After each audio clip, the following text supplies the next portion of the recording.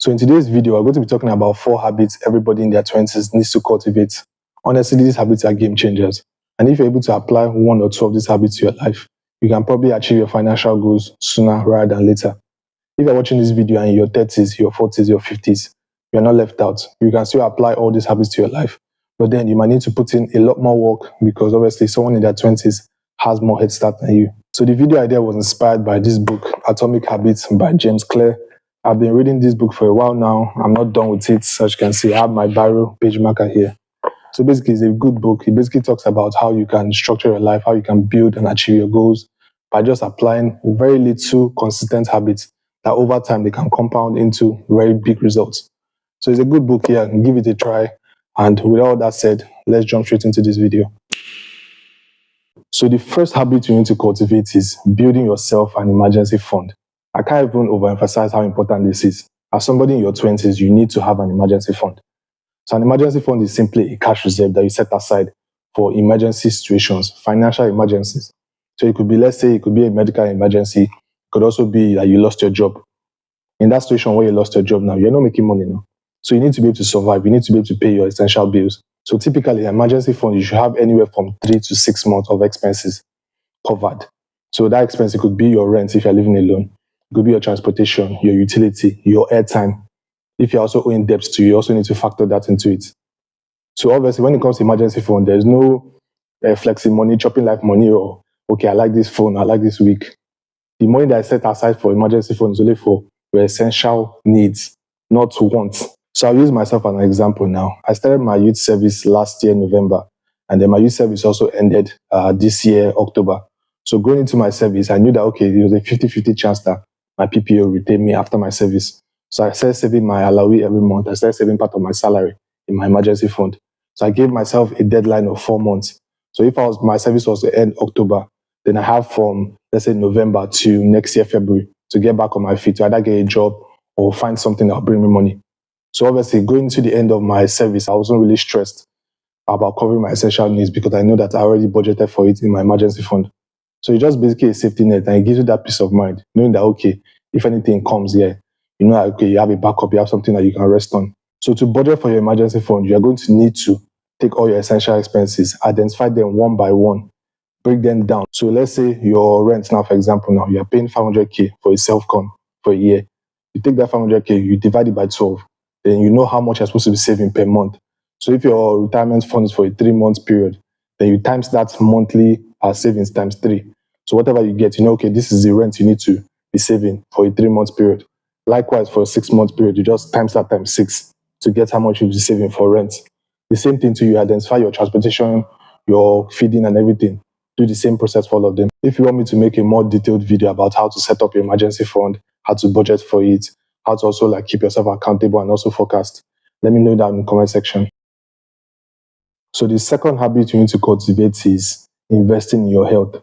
I feel this one is important. Everybody knows it. But those in their 20s, they always feel they're young, they're in their prime, they're invincible. Nothing can harm them. I mean, back then when I was in school like 2 years ago, I mean, I know I abused my health. I've done it. We have done it. We have all done it. So I remember back in the day, I was still up to like 3 to 4 watching movies or playing games. I would be eating junk food almost every day, morning, afternoon, night. Soft drinks, I was taking 2 to 3 per day.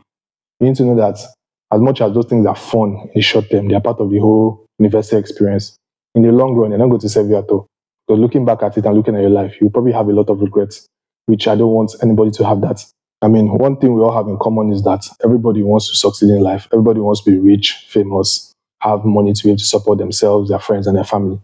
We need to understand that we need to achieve that level of success. You need to be able to be active and healthy. That's just it. There's no two ways about it. I need to understand that your body is a machine. Whatever you put into your body is what your body will give you back. Let's take an example now, a generator now. You cannot see a diesel generator. You can put fuel inside the generator and expect it to be functioning well. The generator will spoil. Same thing with your body too. If you look at young people nowadays, like we're seeing cases where young people are getting diabetes early. Obesity rate is very high. We're getting a lot of sicknesses because of our lifestyle. So if you're in your 20s, let's say you're in school or you're working in a very high demand job where you have to put in a lot of hours, as much as you want to succeed and you want to get to the next level, also put your health into account. Try to get enough sleep. That one is important. That's the best way in which you can recharge your body and heal your body. Eat right. I can't even emphasize that one. Eat right, eat food with balanced diet, not just junk food or snacks. I know young people they like eating a lot of snacks. Try to eat food at least. Also, other things to just look at other things. Try to exercise. I know me, I'm actually falling behind this one. I've been saying I want to start exercising recently. And I was like, okay, going to the gym is going to be very stressful for me. So I want to start exercising at home here. But for over like 2 weeks now, I've not started anything. So even me too, I need to take my own advice and start working out. Start doing other things. Reduce your social media screen time. Because like if you check someone in their 20s, their phone screen time in general, they have over 10 hours. What are you doing on your screen? I mean, it's not healthy at all in the long run. Like, it's just decreasing your attention span. Like now, I even saw a research where they said the average person now has an attention span of a goldfish. So imagine that, like some of you, you can't even watch a movie full. You have to be watching a movie. You have to be pressing your phone. That's why you call your attention span is decreasing. And it's going to affect you. It's going to affect your studies. It's going to affect the quality of your work. So you need to detox yourself from your social media or just your phone screen time. I'm sure we all have our idols, we have our role models, and we have the celebrities that we follow. So let's take example of an athlete now. They're supposed to be a peak of what we should aspire to be in health. So if you look at Ronaldo, you look at LeBron now, these two athletes are in different sports, basketball and football. But then one thing they have in common is that they don't compromise on their health.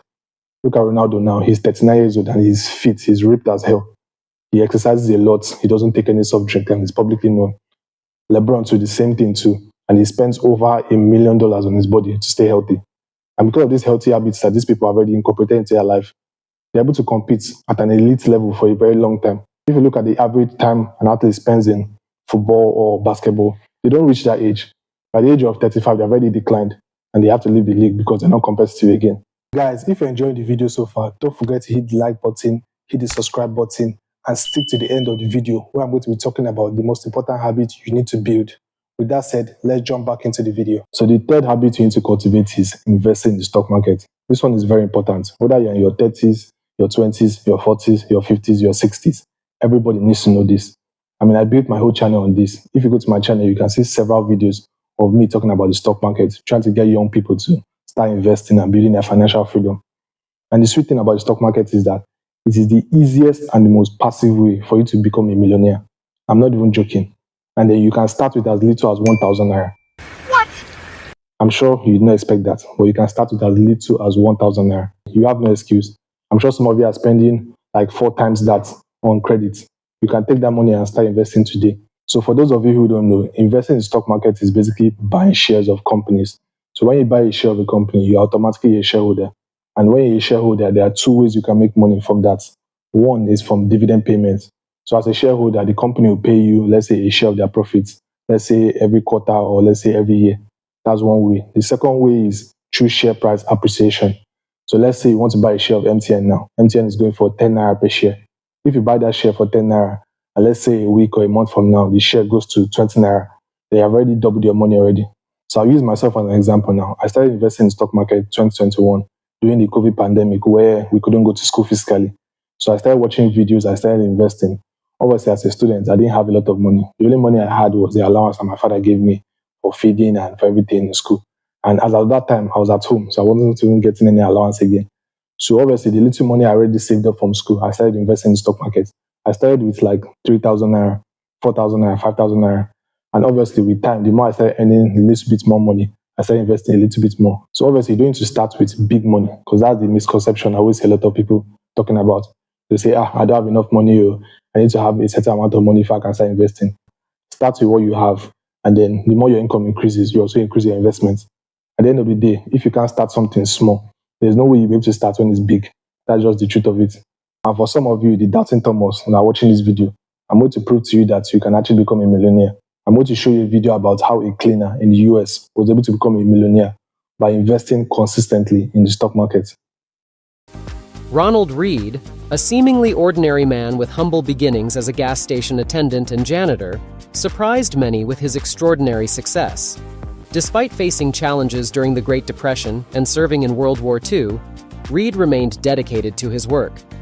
Upon his passing in 2014 at the age of 92, it was revealed that his net worth amounted to $8 million.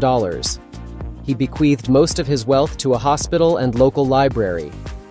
His frugality, strategic stock picking, diversification, and commitment to long-term investments were key to his financial success. Reed's story serves as an inspiring example of how anyone can accumulate wealth through smart investing, regardless of their background or income level. Now you ask yourself, even people that are working in higher positions than him, his bosses, his organs, managers, all of them don't even have the amount of money this man made, but they're earning higher than him. Why he was able to achieve this is because of investing. So at least now you're seeing it from somebody else's perspective. It's not like as if me, I'm just here making my own truths. This man was able to achieve this. And imagine him as a cleaner. His own bosses, his managers that were earning more than him salary wise. They didn't even have close to the amount of money that this man has. Why did he have more money than them? Because he invested his money strategically and consistently in the stock market for a very long period of time. If you can achieve this thing, you can also achieve it too. Me, in my own personal life, I've also achieved it and I've done it for people. I took one of my clients' portfolio from 1 million naira to 1.4 million naira in the span of 3 months. Now imagine that if you're keeping your money in your bank account, you know what you see. And that client too, in the span of 2 years of investing, he invested 1.3 million naira. Right now, his account is, I think the value is around 2.4, 2.5 million right now. So if he can do it, I can do it. Why can't you do it? You can literally get started today. You can download an app like Bamboo or Truth. Get started, register, and start investing in the stock market today. You don't even need to stress yourself on trying to pick the company that you want to invest in, because that might be tricky if you're just getting started. You might not know which company is doing well or which company is not doing well. You can invest in ETFs. ETF is like a basket of stocks. So you can see plenty of companies in one basket. You can see MTN, Airtel, Dangote Cement. You can see BAU, everything in one basket. So once you buy into that basket, your money will be split into pieces and invested into all those companies at the same time. So either way, even if one or two does not do well, the rest of the companies that are doing well will balance your portfolio. This is the easiest way to get started in the stock market. And actually, over time, the more you get more experience, the more you learn about the stock market, the fundamentals, then you can start picking stock individually to invest in. The fourth and the most important habit you need to cultivate is investing in yourself. This is the most important because you are your biggest asset. I can come here and tell you, okay, you need to invest in your emergency fund, you need to invest in the stock market. But then to some people, it is not a reality. Not all hands are born equal. Some people are putting themselves through school. Some people are working a job where they're paying them very low salary. So me come and tell you, okay, invest in the stock market, you can earn this, invest in emergency fund, safety nets and all. It's not realistic because these people are barely even seeing the money to even cover their basic expense. Talk more of saying, okay, they want to save more for something else. That's why it's very important for you to invest in yourself. At the end of the day, for you to be able to make money, for you to be able to become rich, you need to be able to convince somebody else to part with their money and give you by offering them value. The value could be in form of service, it could be in form of product. If you're a student and watching this and your mindset is, okay, I'll just go to school, I'll study this course, do very well, study, come out in first class and I'll get a job. You're joking. No? Nigeria of now is not the same thing of Nigeria of then. I can speak from experience because I worked in a human resource consulting company for this my NYC PPA period. And then one of our services was recruiting people for companies. And then, trust me, now, as it is, a lot of multinational companies are leaving this country. So the ones that are here, they don't have a lot of money to spend. They want to make sure that the person they're hiring has enough experience. And you with the mindset of, okay, let me just go to school, let me learn, let me come out to first class. You're not going to cut it out though. I mean, my job, I was literally in charge of screening CVs on a day-to-day basis.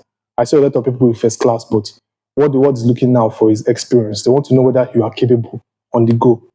And that's kind of like a problem because, I mean, how can you get experience when you just come out from school? Like, imagine an entry-level job now, they'll say 2 years experience. How can you get that when you're just coming out from school? So you need to find a way to add value in any way. If you're in school right now, look at the course you're studying. The course you're studying, when you come out of school, is this something that if you come out of school, you can get a job, like a very good paying job? If whatever you're studying is not a high demand skill, I'll advise you to go and study a high demand skill, particularly a skill that you can freelance or you can work remotely. Because Nigeria as it is right now, as you know, the state of the economy, Naira valuation is just going down. It's just nosediving every day. Everything is just getting expensive every day. So for you to be able to survive in this country, you need to either make a lot more money or you either need to start making money in dollars. So I think my advice for you, if you're a student or let's say you're even working a job, advice is for you to learn a high demand skill. There are a lot. The most popular one that I see on TikTok now is virtual assistant, where me as a person, I can be here in Nigeria, like managing somebody else's schedule abroad. Let's say someone in US, Canada, Italy, France, wherever it is, can manage the person's schedule You can be managing the person's social media. You can do a lot. There are other high in demand freelanceable remote jobs. There is video editing. That one is not going anywhere. Everything media is just keep growing and everybody needs a video editor. What other ones? Copywriting. That one is important too. Product design, software development, cloud engineering.